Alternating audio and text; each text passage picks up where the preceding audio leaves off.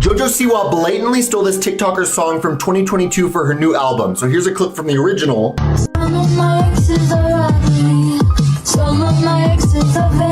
And then here's the clip of JoJo Siwa stealing the song and then claiming she wrote it about one of her exes. It is about one of my exes.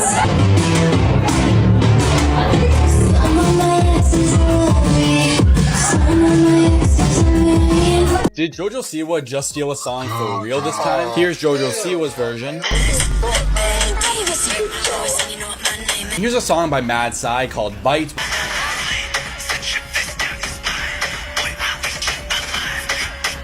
JoJo C just hit a podcast and straight up scorched JoJo's glossy image. And this time, the vibe is way different. This doesn't read like messy internet noise or fans zooming in on every step.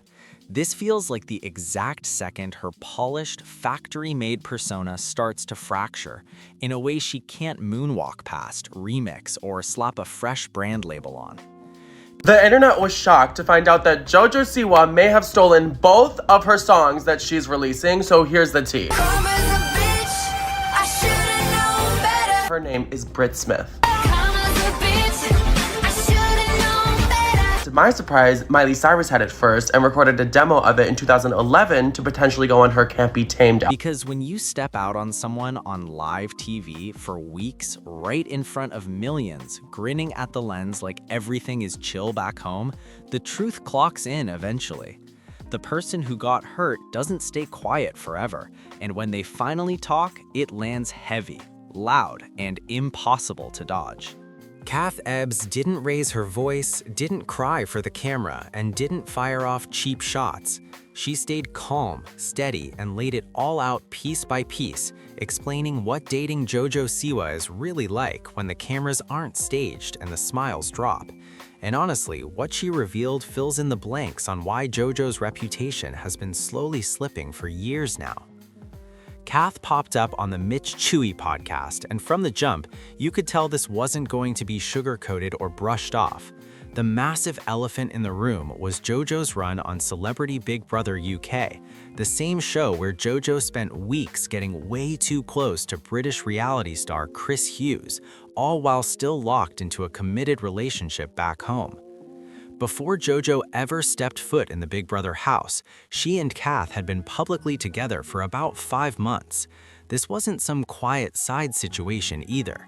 JoJo posted Kath non-stop, talked about how happy she was, how stable everything felt, and even teased serious future plans like building a life together.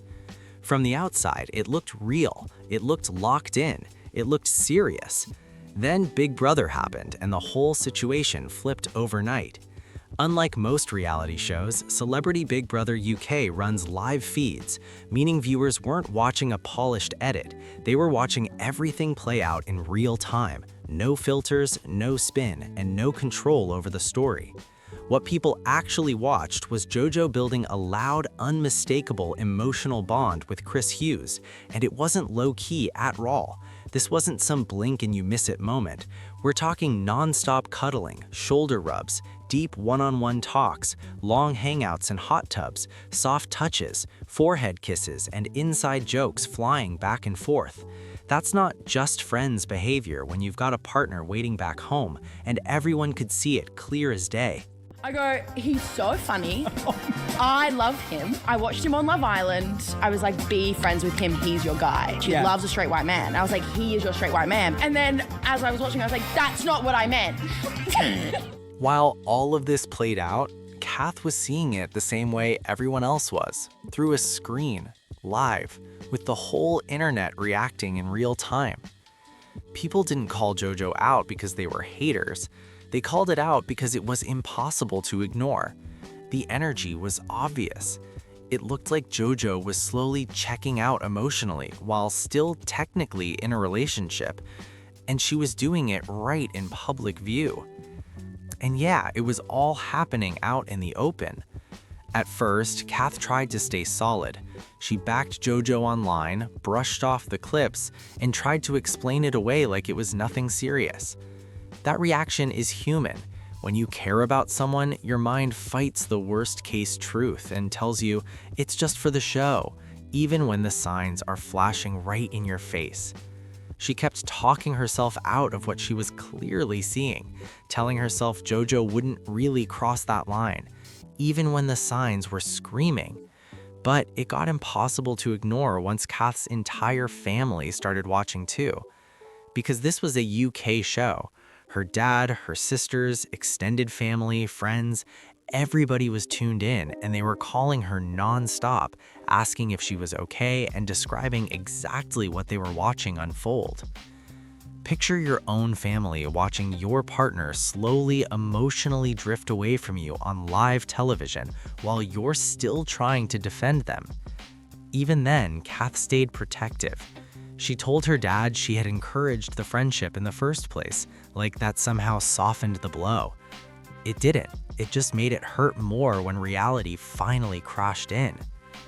And then JoJo made it worse after the breakup. She went on Good Morning Britain and flipped the whole story upside down. She claimed Kath caused a scene at the after party, hinted that Kath was overly emotional and unstable, and framed herself as calm, mature, and pushed into an awkward situation. Kath straight up denied all of it, shutting down that version of events completely. According to Kath, they even stayed at the same apartment the night before everything blew up, and they very clearly agreed not to speak about the breakup publicly. The plan was simple: handle it privately, keep it respectful, and don't drag it into the spotlight. I was dumped at the after party with Chris in the next room. Then the very next morning, JoJo went on national television and told a completely different version of events. That's not just confusing, that's intentional story flipping. First comes the betrayal, then the breakup, and then the narrative gets twisted so the other person looks like the problem. Which maybe I should be doing before getting online, but honestly, I've been quiet on here for 2 weeks and I felt like I've sat in this. It's a textbook move, and people watching could feel something wasn't lining up. And JoJo didn't stop there. She kept insisting in interviews that she and Chris were just friends over and over again, except that story didn't hold up because months later they went public with their relationship. That means all those interviews, all those denials, and all that damage done to Kath's image were built on something that wasn't true. Kath also pointed out something viewers had already been clocking from the start, and once she said it out loud, it made the whole situation even harder to defend. When Chris first walked out of the Big Brother house, his energy around JoJo felt off, and people noticed immediately. He kept his distance, avoided long physical contact, and didn't seem nearly as hyped as she was. The comments were non-stop. To a lot of viewers, it looked like he was actively creating space, not leaning in. Fast forward to now, and suddenly they're openly dating, celebrating, posting non-stop, and following the influencer relationship playbook step by step. So what actually changed? Did real feelings grow over time, or did the reality of attention, visibility, and opportunity finally kick in? No one knows for sure, but acting like dating JoJo Siwa doesn't come with major perks would be seriously naive. A lot of the things that were depicted were rooted in truth. But here's the bigger problem, and it runs deeper than cheating. This is about patterns. JoJo Siwa has spent the past few years constantly reinventing herself at lightning speed. From child star to queer icon to edgy pop phase to hyper feminine glow up to wholesome throwback vibes. Every era feels rushed, reactive, and driven by staying relevant, not by staying real, and people are starting to catch on. And through every one of these reinventions, people end up catching the fallout. Kath is just the latest name on that list. JoJo's moves in this situation show a clear pattern: dodging accountability, obsessing over public perception, and being way too willing to let real relationships take the hit if it protects the brand. Those aren't slip-ups, those are character traits. And what made Kath's podcast appearance hit so hard is that she didn't come off angry, bitter, or out for revenge. She sounded grounded, calm, and straight up honest, which made JoJo's behavior look even worse by comparison. Everyone already saw what happened on Big Brother. The live feeds are there, the clips are everywhere. None of this is speculation. Kath didn't expose some secret story. She confirmed what people already felt in their gut. JoJo Siwa didn't just hurt someone behind closed doors. She did it publicly, denied it, rewrote the narrative, and walked away without owning any of it. Which is fucking crazy to say out loud. It's truly crazy. There's a lot of processing that needs to happen. And here's the uncomfortable truth. History suggests it won't stop here. She'll switch the look, pivot the image, and drop a carefully worded statement that sounds reflective but doesn't actually apologize for anything. And just like before, a chunk of her audience will move on instantly, like nothing ever happened. But this time, the receipts aren't going anywhere. The clips are saved, the timelines are locked in, and the internet doesn't forget like it used to. So now it's on you. Do you believe Kath's side of the story, or do you think JoJo is catching heat she doesn't deserve?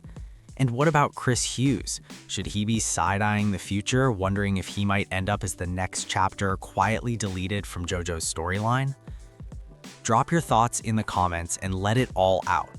If you're into deep dives on influencer drama, accountability, and the wild side of internet culture, make sure to like, share, and subscribe. These stories keep getting messier by the day. The receipts keep stacking up, and this saga is nowhere near finished.